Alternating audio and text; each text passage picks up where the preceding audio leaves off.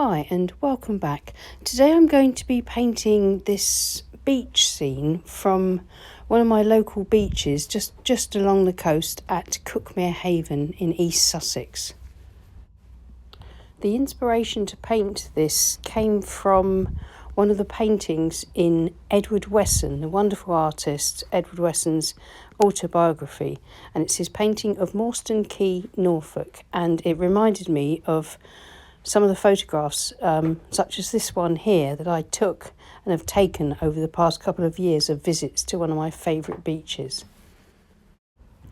So I've used my artistic licence and simplified this photograph of mine, especially simplifying the breakwater and making it just more like a few poles and posts and pilings standing out from the beach and reflecting in the low tide puddles of water on the beach. I'm using Saunders Waterford cold press paper. It's a 1/4 imperial sheet that's about 28 centimetres by 38 centimetres. It's taped to my board. My board's at an angle of about 45 to 60 degrees. I'm going to lightly pencil in the horizon line and the edge of the sea, just to give me sort of a guideline. I'm going to have my horizon line fairly low and just rough in sort of the rough pattern for the beach and the water on the beach. I'm just going to have my pilings somewhere. I'm not sure where they're going to go, just probably change that, but just penciling in guidelines before I start to paint. I'm going to paint a wet on dry sky. I'm using my squirrel mops. This is a small squirrel mop to start with some raw sienna. I'm trying to keep the paint nice and wet so that it doesn't dry off too quickly, so that when I add my cobalt blue, that I can, using a larger squirrel mop, I think this is a size 6, the last one was a size 3 I think. Using my size 6 Winsor & Newton squirrel mop, I'm going to now just work this very wet but fairly well pigmented paint into the paper and into the raw sienna and around it, trying to create some clouds and cloud shadows. I'm going to add some water just across the bottom near the horizon, just to thin the paint out a bit so that it becomes paler and clearer towards the horizon. I have to be careful not to introduce too much water to this sky. Otherwise, if I introduce wetter paint than there is already on the page, I could create cauliflowers and things. So I'm making sure that I dab my brush out on a cloth and reload with more paint, and then just use a damp brush to feather out and smooth out the horizon. And I'm just sweeping in a bit of the same colours, raw sienna and cobalt blue, into the beach area to create a sort of wet beach and an underpainting for my stones, pebbles and sand.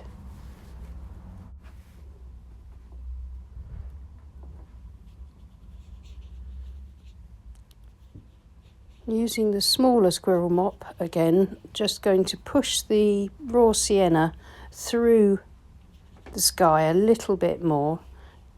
I want to leave some hard edges, some little bits of white paper and some soft edges. And again, keeping that horizon line fairly straight but a little bit paler than the rest of the sky.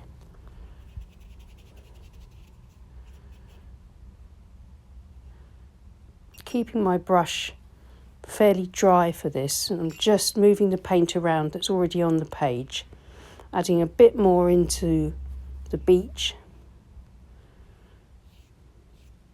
It'll dry a lot lighter than this, but it sets things up nicely. It gives me a nice tone to then paint on. Next, while it's still damp but not too wet, I'm using a drier or thicker mix of raw umber and my small squirrel mop, and I'm sweeping it in to add stronger areas of colour to the beach in the distance and in the foreground. Because the paper's still damp, those marks are gently diffusing.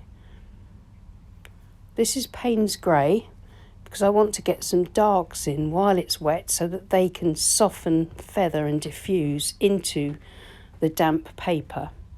I think you can see that happening already, and it's giving me some very nice effects. It's dark, but I've got nice soft marks there which I can add a bit more detail to once it's dry.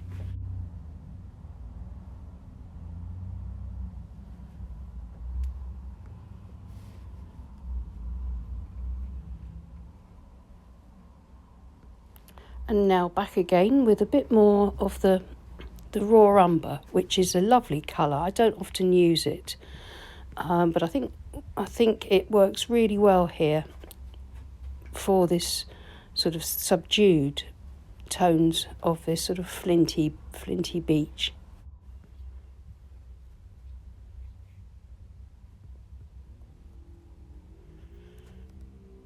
I've cleaned off my brush, and with just clean water I'm going to soften out some of the marks using horizontal brush strokes that go across the lay of the land, just softening a little bit here and there, lifting out a bit of paint. I think this first layer is nearly finished. I would just like to create a little bit more soft dark texture, so taking my stiff bristle brush I'm flicking some Payne's grey, spattering some drops into the foreground just so that I'll get a little bit of some dark marks that will gently diffuse and give me more texture for the beach in the foreground. I'm now going to leave it to dry completely and then come back and carry on once it's nice and dry. It's now completely dry, and it's dried a little bit lighter, which watercolour of course always does, which you must allow for when you paint. But it's dried with a lovely soft sky with some soft and hard edges, and I'm very pleased with the way the beach is looking.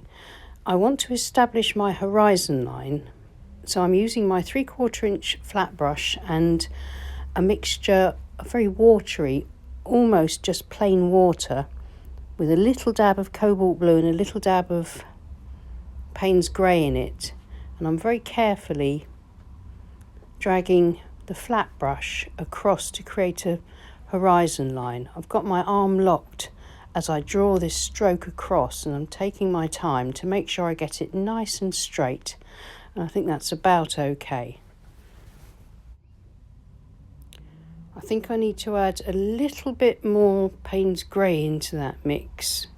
As I say, it'll dry back much lighter, and I don't want it to disappear completely. I think I do need that horizon line of where the sea meets the sky. Just adding a little bit of variety into that area there. And using the tips of the flat brush and some quite pale watery Payne's grey to establish the distant beach where it meets the sea.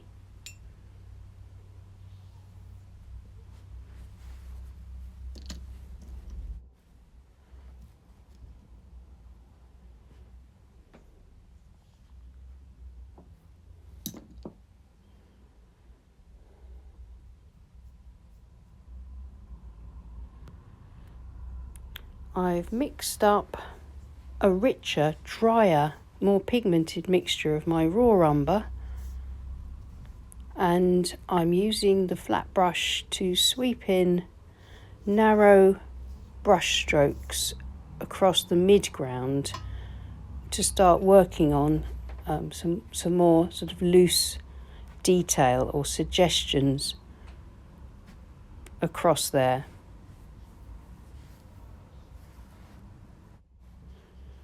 At this stage, I don't want to add too much, but just enough detail coming in from the sides across the tape to establish the flat landscape of the beach and the layers of shingle and sand. I'm trying to avoid the blue and white areas where I have left the paper unpainted and where I've put in the sort of the sky colour that's reflecting on the wet sand. I want to keep those as they are. Now I'm adding in some Paynes grey here now to really darken up some of those foreground areas a lot more. This time I'm using the corner of the flat brush to establish some shingle and rock shapes as well, just to begin to build up piles of suggestions of rocks and stones and shingle across the foreground, trying to vary up my shapes and sizes a little bit.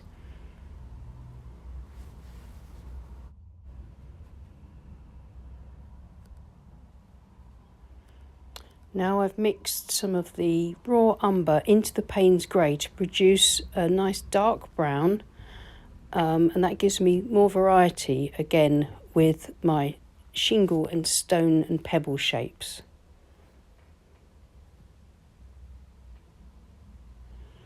As I go further back, I'm trying to keep my pebbles and stones slightly smaller.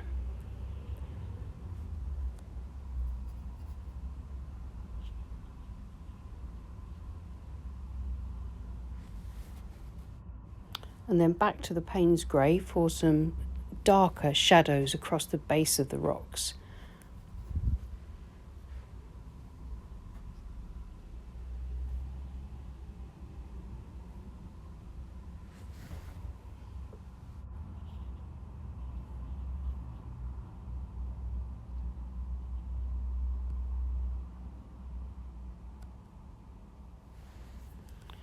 Next, I'm going to use my clean damp flat brush to lift out a fine line just where the water meets the beach in the far distance.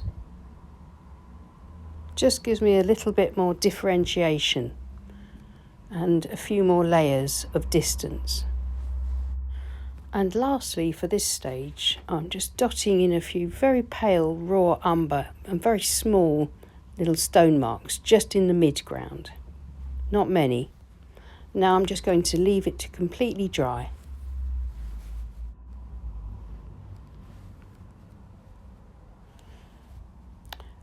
It's all nice and dry, and you can see that I've penciled in some of my breakwater pilings. As I said I was going to do earlier at the beginning, I've simplified my breakwater pilings substantially. I've been very much inspired by the Wesson painting for these, keeping them plain but making them into a focal point, really. So now I'm using my small calligraphy brush. It's just a cheap generic one from a very cheap set that I got for about £5 on eBay. And it's got a nice point, and I'm using Paynes grey to very simply paint in my poles. I'm taking my time with this because they are the focal point. So I want to get the perspective right and the spacings between them.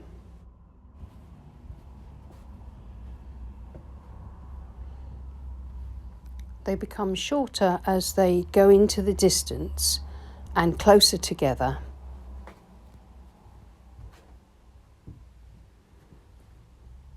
I've positioned them in one of the sort of rock pools or low tide puddles. I'm hoping to be able to put in some reflections in a minute.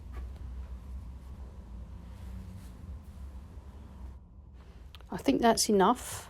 I think they look quite nice there.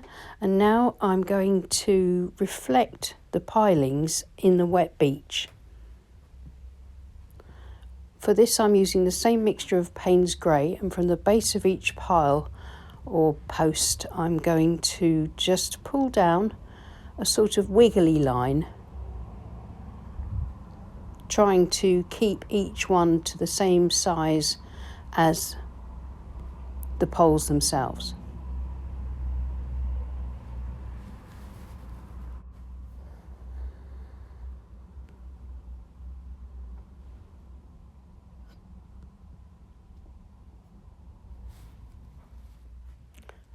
And while I've still got that lovely dark, richly pigmented Paynes grey on the brush, I'm going to use it to put in some sort of accents and darks across the foreground, just to kind of represent maybe seaweed, more stones, shadows, that sort of thing, just to bring the painting together. This is where I have to be careful not to overdo it. Just a few little dots, dashes and lines, suggestions of detail.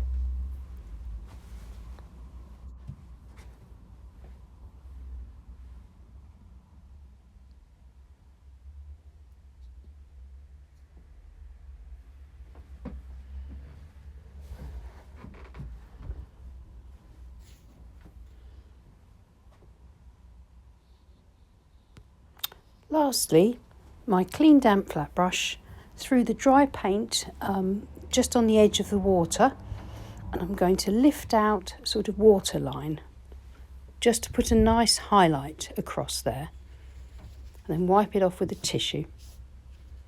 That gives me a nice, very fine white line that just adds a bit more detail and interest to the distance. So that's finished now, I think. I wanted to keep it nice and simple, very much in the spirit of Wesson, but hopefully capturing the beauty of the English Channel from the beach at Cotman Haven. Just removing the masking tape, being careful to pull it away from the painting, and with that lovely clean white border, I think it looks nice and fresh and nice and loose. And it really reminds me of one of my favourite spots near to me, near where I live. I've only used a few colours here, and I think by doing that I've managed to keep quite a bit of harmony in this loose, simple seascape. So that's raw sienna and cobalt blue in the sky, and then raw sienna, cobalt blue, raw umber and Paynes grey across the beach,